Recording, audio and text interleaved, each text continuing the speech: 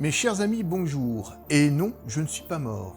Comme beaucoup d'entre vous, j'ai dû faire face à plusieurs problèmes engendrés par les confinements successifs de 2020. Et cela a apporté beaucoup de questions, dont une a été quid de la professionnalisation de cette chaîne. Et pourquoi pas? Il y a beaucoup à dire sur l'envers du décor de l'électronique. Mais pour cela, je vous l'accorde, il me faut être beaucoup plus régulier que je ne suis actuellement. Je vais donc tâcher de l'être et je vais essayer une formule, un épisode tous les 15 jours et un vlog de temps à autre pour parler de choses et d'autres liées à la physique et à mon projet et à ma feuille de route. En parlant de feuille de route, beaucoup d'entre vous peuvent se poser la question « Pourquoi parler de la classification des atomes ?» À cela, je répondrai qu'il est important de savoir d'où on vient pour savoir où on va.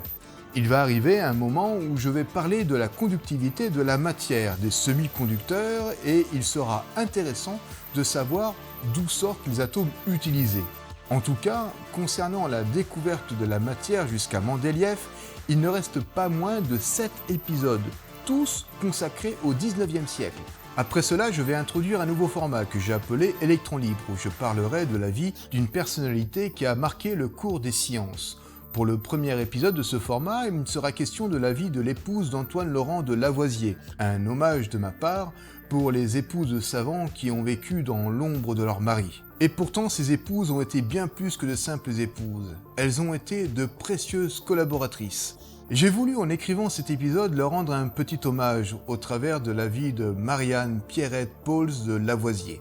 Après cela, nous parlerons d'électrons, épisode en cours d'écriture, de photons, un petit passage par la mécanique quantique, enfin un tout petit passage un peu obligé pour parler ensuite de la conductivité de la matière.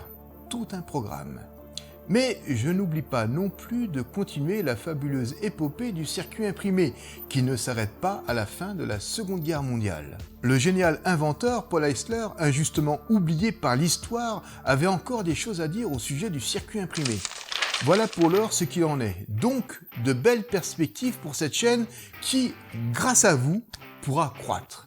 N'hésitez pas à réagir en laissant un commentaire, un pouce en l'air, histoire de mieux référencer ce vlog et ainsi faire passer le message. Message que vous pouvez aussi partager.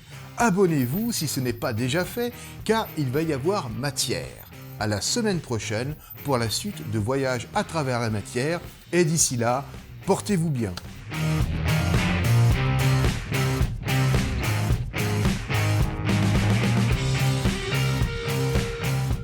Quid de la professionnalisation